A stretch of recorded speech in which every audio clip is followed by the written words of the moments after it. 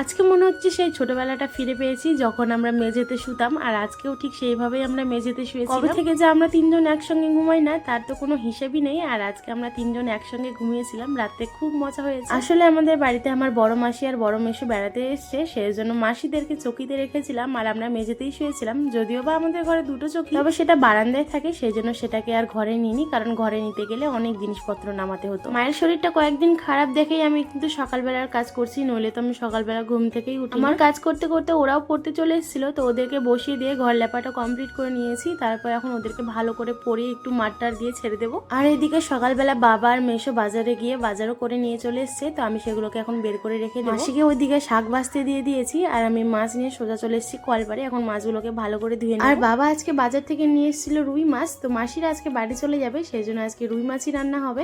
তো চলো আজকে ভিডিওটা এই পর্যন্তই, দেখা হবে নেক্সট ভিডিওতে। বাই।